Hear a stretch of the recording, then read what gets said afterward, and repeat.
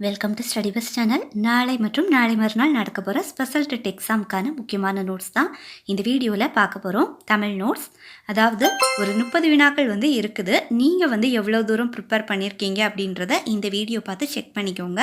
வாங்க first question பார்க்கலாம். நவீன தமிழ் இலக்கிய படைப்புகளில் ஒன்றாக கருதப்படும் சுவரொட்டிகள் சிறுகதையின் ஆசிரியர் யார்? ஆன்சர் நா. முத்துசாமி. நா. முத்துசாமி தமிழ் நாடக இலக்கியத்திலும் சிறுகதை இலக்கியத்திலும் குறிப்பிடத்தக்க பங்களிப்பை செய்தவர். சுவரொட்டிகள் அவரது முக்கியமான படைப்புகளில் ஒன்றா இருக்குது. அடுத்த கொஸ்டின், 18 மெய்யெழுத்துகளுடன் குரில் உயிர்கள் இணைந்து உருவாகும் உயிர்மெய் எழுத்துக்களின் மொத்த எண்ணிக்கை எவ்வளவு? ஆன்சர் 90. 5 குறில் எழுத்துக்கள் ஒவ்வொன்றும் 18 மெய்யெழுத்துக்களுடன் சேர்வதால் பாருங்க, 5 × 18 = 90 உயிர்மெய் குரில் எழுத்துக்கள் இப்படி உருவாகுது. அடுத்த கொஸ்டின் பார்க்கலாம். மொழி மாற்றம் காலத்தின் இயல்பாகும் என்பதை வலியுறுத்தும் பழையன கழிதலும் புதியன புகுதலும் என்ற கருத்து இடம்பெறும் இலக்கண நூல் எது? ஆன்சர் நன்னூல். பவநந்தி முனிவர் இயற்றிய நன்னூல் தமிழ் இலக்கண நூல்களில் முக்கியமான ஒன்றா இருக்குது. மொழி காலத்திற்கேற்ப மாற்றமடைவது இயல்பு என்பதை இந்த நூல் வலியுறுத்தி இருக்குது. அடுத்த கொஸ்டின் பார்க்கலாம்.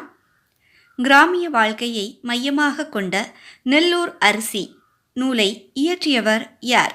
ஆன்சர் அகிலன். அகிலன் வரலாற்று மற்றும் சமூக நாவல்களால் புகழ்பெற்ற எழுத்தாளராக இருக்காங்க. நெல்லூர் அரிசி அவரது குறிப்பிடத்தக்க படைப்பா இருக்குது. நெக்ஸ்ட் கொஸ்டின், தமிழ் இலக்கியத்தின் அழகிய கோட்பாடுகளை ஆராயும் தமிழ் அழகியல் நூலின் ஆசிரியர் யார்? ஆன்சர் தி.சு. நடராசன். தமிழ் இலக்கியங்களில் காணப்படும் அழகியல் சிந்தனைகளை விளக்கும் ஆய்வு நூலாக தமிழ் அழகியல் விளங்குது. அடுத்த கொஸ்டின், காட்டுவாத்து என்னும் நூலை எழுதிய நவீன தமிழ் எழுத்தாளர் யார்? ஆன்சர் நா. பிச்சமூர்த்தி. நா. பிச்சமூர்த்தி புதுக்கவிதை மற்றும் நவீன இலக்கிய வளர்ச்சியில் குறிப்பிடத்தக்க பங்கு வகித்த எழுத்தாளராக இருக்காங்க. அடுத்த கொஸ்டின், நெடில் உயிர்களை அடிப்படையாக கொண்ட உயிர்மெய் எழுத்துக்களின் மொத்த எண்ணிக்கை எவ்வளவு? ஆன்சர் 126. 7 நெடில் உயிர்கள் இருக்குது. 18 மெய்யெழுத்துக்கள் = 126 உயிர்மெய் நெடில் எழுத்துக்கள். அடுத்தது பார்க்கலாம். மொழி வரலாறு என்னும் ஆய்வு நூலின் ஆசிரியர் யார்? ஆன்சர் மு. வரதராசனார். தமிழ் மொழியின் தோற்றம், வளர்ச்சி மற்றும் பரிணாமத்தை விளக்கும் முக்கிய ஆய்வு நூலாக மொழி வரலாறு கருதப்படுது. அடுத்த கொஸ்டின், உய்யும் வழி என்னும் நூலை இயற்றியவர் யார்? ஆன்சர் பரளி சு. நெல்லையப்பர். பரளி சு. நெல்லையப்பர் தமிழ் இலக்கிய வளர்ச்சிக்கு பங்களித்த அறிஞர்களில் ஒருவர். உய்யும் வழி அவரது குறிப்பிடத்தக்க நூலா இருக்குது. அடுத்த கொஸ்டின் பார்க்கலாம். தமிழில் நிறுத்தற்குறிகளை முறையாக பயன்படுத்தும் மரபை நிலைநிறுத்தியவர் யார்? ஆன்சர் ஆறுமுக நாவலர். தமிழ் அச்சு பதிப்புகளில் நிறுத்தற்குறிகளின் பயன்பாட்டை ஒழுங்குபடுத்திய பெருமை யாருக்கு சேரும்? ஆறுமுக நாவலருக்கு சேரும். இதனால் தமிழ் உரைநடையின் வாசிப்பும் பொருள் புரிதலும் எளிமை அடைந்தன. அடுத்த கொஸ்டின், தமிழ் மொழியை உலகம் தோன்றிய காலம் முதல் உயிரோடு வாழும் செம்மொழி என்ற கருத்தின் மூலம் உயர்வாக போற்றிய கவிஞர் யார்? ஆன்சர் பாவலரேறு பெருஞ்சித்திரனார்.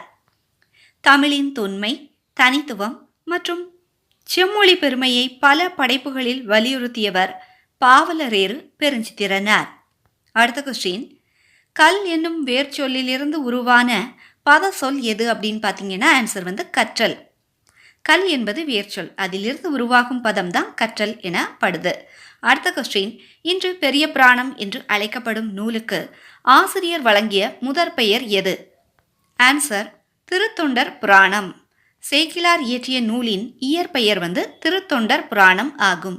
பின்னர் அது பெரிய புராணம் என பரவலாக அறியப்பட்டது.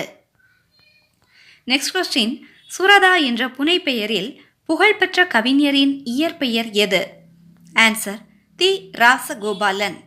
உவமை கவிஞர் என போற்றப்படும் சுரதாவின் இயற்பெயர் தி. ராசகோபாலன். அடுத்த கொஸ்டின், பெருஞ்சித்திரனார் என்ற இலக்கிய பெயரால் அறியப்படும் அறிஞரின் இயற்பெயர் என்ன? ஆன்சர் துரைமாணிக்கம். துரைமாணிக்கம் என்பவரை பெருஞ்சித்திரனார் என்ற பெயரில் தமிழ் இலக்கிய உலகில் புகழ்பெற்றார். அடுத்த கொஸ்டின், பாரதிதாசன் என அறியப்படும் புரட்சி கவிஞரின் இயற்பெயர் எது? ஆன்சர் கனக சுப்புரத்தினம். பாரதியாரின் மீது கொண்ட பற்றால் கனக சுப்புரத்தினம் பாரதிதாசன் என்ற பெயரை ஏற்றுக்கொண்டார். அடுத்த கொஸ்டின், சித்திரையான் என்ற சொல்லில் அமைந்துள்ள பெயர் வகை எது? ஆன்சர் காலப்பெயர். சித்திரை என்பது மாதத்தை குறிப்பதால் சித்திரையான் என்பது காலப்பெயரா சொல்றாங்க. அடுத்தது, அறிஞர் அண்ணாவின் கவிதைகள் தமிழ் பீடம் இதழில் வெளியிடப்பட்ட ஆண்டு எது? ஆன்சர் 2005. அறிஞர் அண்ணாவின் கவிதைகள் தொகுக்கப்பட்டு தமிழ் பீடம் இதழில் 2005ஆம் ஆண்டு வெளியிடப்பட்டன. நெக்ஸ்ட் கொஸ்டின் பார்க்கலாம்.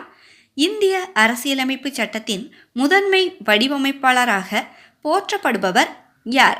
Answer doctor PR Ambedkar. இந்திய அரசியலமைப்பை உருவாக்கிய வரைவு குழுவின் தலைவராக டாக்டர் அம்பேத்கர் பணியாற்றினார். நெக்ஸ்ட் கொஸ்டின், சால, தவ போன்ற உரிச்சொற்களை தொடர்ந்து பொதுவாக ஏற்படும் புணர்ச்சி எது? ஆன்சர் வல்லினம் அதில் மிகும். சால, தவ போன்ற உரிச்சொற்களுக்கு பின் வல்லினம் மிகுதல் என்பது இலக்கண விதியா இருக்குது. நெக்ஸ்ட் கொஸ்டின் பார்க்கலாம்.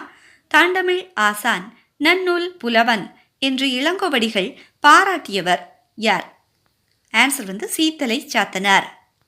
சிலப்பதிகாரத்தில் இளங்கோவடிகள் சீத்தலை சாத்தனாரை பெருமையுடன் இவ்வாறு குறிப்பிடுறாங்க. அடுத்த கொஸ்டின், பிரியா திருக்குறள் கற்பித்தாள் என்பது எந்த வகை வாக்கியம் ஆகும்? பிறவினை வாக்கியம். செயலை ஒருவர் மற்றொருவரை கொண்டு செய்ய வைப்பதை பிறவினை வாக்கியம் அப்படின்னு சொல்றாங்க. அடுத்தது, மனோன்மணியம் என்னும் புகழ்பெற்ற நாடக நூலை இயற்றியவர் யார்? ஆன்சர் சுந்தரம் பிள்ளை. தமிழ்தாய் வாழ்த்து இடம்பெற்றுள்ள மனோன்மணியம் நூலை பேராசிரியர் சுந்தரம் பிள்ளை இயற்றினார். அடுத்த கொஸ்டின், எட்டுத்தொகை நூல்களின் வரிசையில் முதலில் இடம்பெறும் நூல் எது? ஆன்சர் நற்றிணை. எட்டுத்தொகை நூல்களில் முதன்மையாக குறிப்பிடப்படுவது நற்றிணை. அடுத்தது பாருங்க, தமிழக அரசின் தமிழ் வளர்ச்சித்துறை பரிசை பெற்ற சுரதாவின் நூல் எது? ஆன்சர் தேன்மலை. தேன்மலை நூலுக்காக சுரதா தமிழக அரசின் தமிழ் வளர்ச்சித்துறை பரிசை பெற்றாங்க. அடுத்த கொஸ்டின், பைநினம் என்பதன் சரியான பிரிப்பு எது? அதாவது பைநினம் பிரித்து எழுதுனா எப்படி எழுதலாம் பாருங்க, பசுமை கூட்டல் நினம் அப்படின்னு பிரியுது. பை என்பது பசுமை என்ற பொருளை தருவதால் பைநினம் பசுமை கூட்டல் நினம் என பிரிக்கப்படுது. அடுத்த கொஸ்டின் பாருங்க, துடியன் நாயினன் என தொடங்கும் வரிகளில் போற்றப்படுபவர் யார்? ஆன்சர் குகன். இவ்வரிகள் ராமனிடம் அளவற்ற அன்பும் பக்தியும் கொண்ட குகனை பற்றி கூறுகின்றன. அடுத்த கொஸ்டின் பார்க்கலாம். பிள்ளை தமிழ் இலக்கிய மரபில் செங்கீரை பருவம் எந்த வரிசையில் இடம்பெறுகிறது? செங்கீரை பருவம் எந்த வரிசையில் இடம்பெறுதுன்னா ஆன்சர் 2ஆம் பருவம். பிள்ளை தமிழ் இலக்கியத்தில் செங்கீரை பருவம் 2ஆம் பருவமாக அமைஞ்சிருக்குது. நெக்ஸ்ட் கொஸ்டின், ஏர்முனைக்கு நேர் இங்கே என்று தொடங்கும் உழவு பெருமையை பேசும் பாடலை இயற்றியவர் யார்? ஆன்சர் மருதகாசி. உழவர்களின் உழைப்பையும் விவசாயத்தின் சிறப்பையும் எடுத்துரைக்கும் பாடலா இந்த பாட்டு இருக்குது. லாஸ்ட் கொஸ்டின் பார்க்கலாம். இயற்கை கவிதைகளால் புகழ்பெற்ற தமிழகத்தின் வேர்ட்ஸ்வொர்த் என்று போற்றப்படுபவர் யார்? ஆன்சர் வாணிதாசன். இயற்கையை மையமாக கொண்டு ஏராளமான கவிதைகளை படைத்ததால் வாணிதாசன் தமிழகத்தின் வேர்ட்ஸ்வொர்த் என்று சிறப்பிக்கப்பட்டிருக்காங்க. இப்போ நம்ம பார்த்த கொஸ்டின்ஸ் எல்லாமே உங்களுக்கு ரொம்பவே யூஸ்ஃபுல்லாக இருந்துச்சுன்னா அப்படியே லைக் பண்ணுங்கள். அது மட்டும் இல்லை, ஹைப் பண்ணி எனக்கு சப்போர்ட் பண்ணுங்கள். நீங்கள் ஹைப் பண்ணினீங்கன்னா இந்த வீடியோ நிறைய பேர்த்துக்கு ரீச் ஆகும். மறக்காமல் நம்ம ஸ்டடி பஸ் சேனலை சப்ஸ்கிரைப் பண்ணி வச்சுக்கோங்க. தேங்க்ஸ் ஃபார் வாட்சிங்.